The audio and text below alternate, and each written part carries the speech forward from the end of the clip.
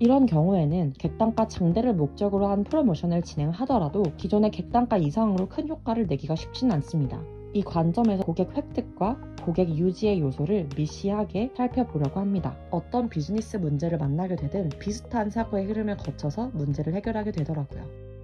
검사원은 곰대표. 안녕하세요. 검사원은 곰대표의 똥곰입니다. 저는 마케터로 제 첫 커리어를 시작해서 모바일 앱 서비스 기획자 업무를 1년간 경험하고 지금은 단독으로 제 프로덕트를 기획하고 운영하는 주니어 PM입니다.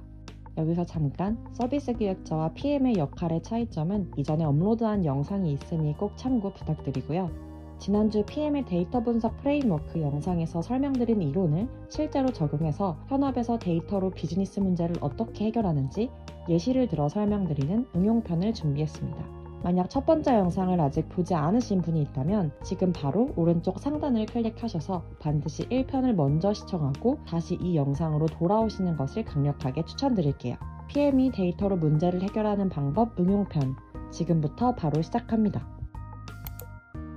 자, 영상 1편에서 B2B 화장품 회사의 마케터 똥곰은 온라인 자사몰에서 A브랜드 매출을 증대하라는 태스크를 받았습니다. 마케터 그리고 PM의 가장 큰 덕목 중 하나는 자신의 업무를 탑다운으로 할당받았을 때 이것을 그대로 받아들이지 않는 비판적 사고입니다. 리더급에서 어떤 사안을 중요한 문제라고 판단하고 특정한 태스크를 실무진에 할당했지만 실무진의 시각으로 이 태스크를 분석했을 때 정작 문제의 본질이 반영되지 않았다고 느끼는 경우도 종종 있습니다. 물론 리더의 최종 결정을 실무진이 따르는 것은 조직 관점에서 매우 중요합니다. 따라서 큰 줄기는 리더급의 의사결정을 충실히 따라가되 실무진이 결정하게 되는 세세한 가지들이 최선의 방향으로 뻗어나갈 수 있게끔 계획하려면 문제를 정의하는 단계에서부터 자기 나름대로 문제 상황과 원인을 다시 한번 분석해보는 단계가 필요합니다.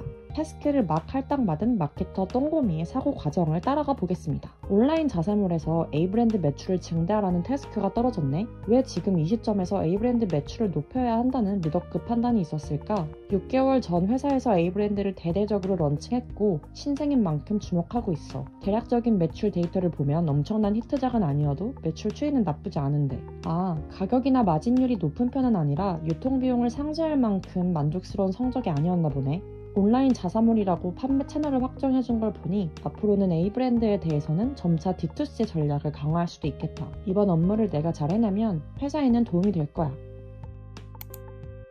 지난주 영상에서 문제는 MCE하게 분석하고 고객 여정은 AARRR 퍼널로 분석할 수 있다고 말씀드렸죠. 이 관점에서 똥곰이는 고객 획득과 고객 유지의 요소를 미시하게 살펴보려고 합니다. 똥곰이가 A브랜드의 데이터를 살펴보니 A브랜드의 제품 가격은 시장 평균보다 낮지만 고객 한 명당 구매 가격인 객단가는 23,000원으로 오히려 타 브랜드 대비 높았습니다. 이런 경우에는 객단가 증대를 목적으로 한 프로모션을 진행하더라도 기존의 객단가 이상으로 큰 효과를 내기가 쉽지는 않습니다. 매출을 구성하는 요소는 객단가와 구매자이기 때문에 단가를 크게 높일 수 없다면 똥곰이는 구매자 수를 증대하는 프로모션에 집중하자고 결정합니다. 구매자는 신규 고객과 재구매 고객으로 나누어서 살펴봅니다. 화장품 회사의 온라인 자사몰에서 고객의 정의는 온라인 자사몰에 방문하는 유저와 회원 가입까지 마친 유저, 여기서 나아가 실제로 제품을 구매하는 구매자까지로 단계를 나누어 볼 수 있습니다. 깔때기 모양으로 한 단계를 거칠 때마다 이탈하는 고객이 발생하겠죠. 우선 자사몰 고객의 자사몰 방문 현황부터 파악해 보겠습니다. 중복이나 누락 없이 재방문을 확인할 수 있는 회원가입 유저를 중심으로 자사몰 방문의 리텐션 커브를 확인했더니 리텐션율 25% 수준을 달성하는 플래트닝 커브라는 것을 파악했습니다. 즉, 똥곰이의 화장품 자사몰에 방문하는 4분의 1의 고객은 시간이 지나도 자사몰에 꾸준히 재방문하고 있으며 이 수치는 동일 업계 평균보다 높은 수치이므로 고객들이 대체로 우리 제품과 자사몰로부터 고객 가치를 느끼고 있다고 해석할 수 있습니다. 그러나 25%의 리텐션 커브를 가진 똥곰이의 회사 자사몰에서 최근 6개월 동안 동일한 카테고리 내에서 발생한 매출의 비중은 A브랜드가 B브랜드 대비 떨어지고 있었습니다. 상대적으로 최근 런칭한 A브랜드의 홍보가 부족해서였을까요? 히스토리를 파악해보니 A브랜드는 대대적인 런칭 프로모션을 진행했을 뿐더러 구매 데이터상 런칭 직후부터 지금까지 A브랜드 제품을 최초로 구매하는 고객 수의 추이는 크게 떨어지지 않고 유지되고 있습니다. 신규 고객 추이가 만족스럽다면 이 고객들이 A브랜드 제품을 재구매하지 않고 있는 걸까요? 6개월 이내 브랜드 재구매율을 살펴보니 A 브랜드 재구매율은 B 브랜드와 유사했습니다. 그렇다면 무엇이 문제일까요? 실무에서 고려할 수 있는 원인은 내외부로 다양합니다. 해당 기간 동안 B 브랜드가 강력한 할인 정책을 운영했을 수도 있고 B 브랜드가 고가 제품 라인업을 강조하면서 객단가를 높이는 전략을 세웠을 수도 있습니다. 그것도 아니라면 6개월 이내 브랜드 재구매율이라는 비교 기준이 부적절했을 가능성도 있습니다. 6개월이라는 분석 주기는 실제 A 브랜드 재구매 주기보다 길어서 현상을 불명확하게 만들 수 있다는 것이죠. 데이터 분석에서 지표의 정의가 아주 중요한 이유입니다. 코호트 분석으로 매출 리텐션을 파악해 보겠습니다. 코호트는 통계적으로 동질적인 특색이나 행동 양식을 공유하는 집단을 의미하는데요. 코호트 분석은 인구 통계학적인 특징뿐 아니라 고객 행동을 기준으로도 진행합니다. 따라서 정의상 고객군을 유의미하게 분류할 수 있는 특징을 발견하고 이 기준에 따라 고객을 분석하는 분석 방법입니다. 오늘의 예시에서는 똥고미는 A 브랜드가 처음으로 런칭된 2021년 1월 첫 구매 고객을 하나의 코호트로 묶어서 이들의 재구매 금액을 시간의 흐름에 따라 월별로 정의했습니다. 그랬더니 실제로는 6개월 후 해당 월의 재구매 리텐션은 10% 수준인데 6개월을 누적으로 본 재구매 매출 비중은 시간이 지날수록 높아지고 있었습니다. 즉, 재구매율이라는 지표 역시 제품의 이용 주기나 재구매 주기에 따라서 정의해야 하는 것입니다.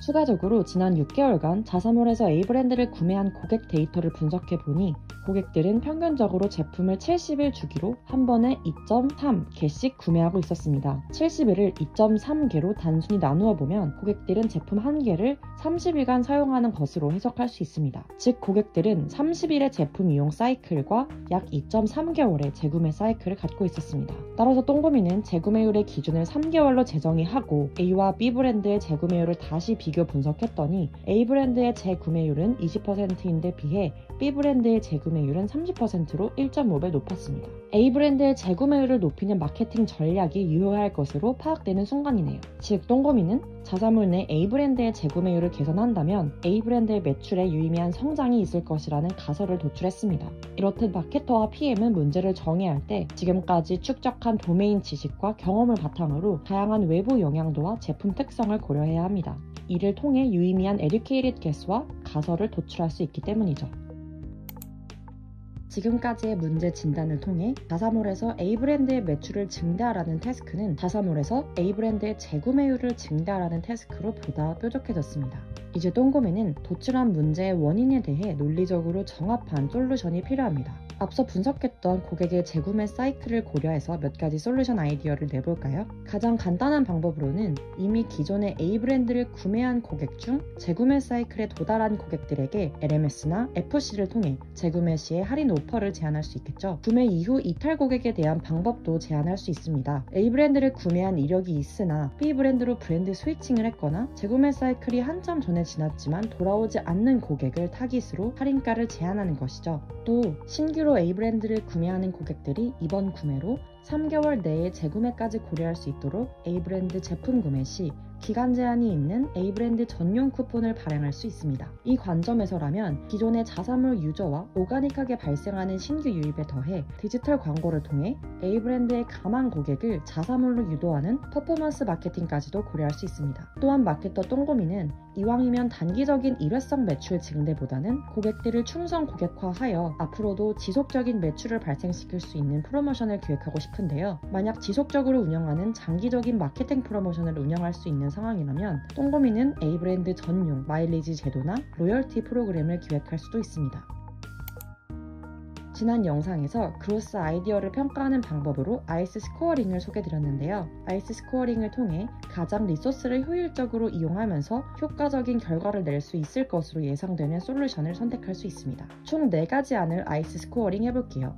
1번은 지난번 구매 후 재구매 사이클에 도달한 고객에게 재구매 시 할인가로 구매가 가능한 할인 쿠폰을 FC로 제공하는 것입니다. 자사몰에서 구매 이후 3개월이 지나지 않았기에 자사몰 앱을 통한 FC가 가장 효과적일 것 같고요. 1번 실험이 성공한다면 재구매 사이클에 도달한 고객 수만큼 재구매가 발생하게 될 것이므로 임팩트에는 6을 매깁니다. 아직 재구매 사이클이 지나지 않았고 3개월은 상대적으로 짧은 기간이므로 이 고객들이 반응해서 실험이 성공할 자신감은 8로 매깁니다. 주기에 맞게 솔루션을 이용해 자동 FC를 세팅할 수 있기에 실험에 대한 리소스는 10으로 스코어링했습니다. 1-1번은 1과 모두 같지만 재구매 사이클을 초과한 고객이 대상입니다. 이 고객들은 자사몰 앱을 삭제했거나 더 이상 방문하고 있지 않을 가능성이 있기 때문에 첫 번째 솔루션과는 달리 문자를 통해 할인가를 제한하려고 합니다. 이 실험이 성공한다면 재구매 사이클을 초과한 모든 고객들이 반응할 것이기에 모수가 1번보다 훨씬 많을 겁니다. 그래서 임팩트는 7로 스코어했습니다.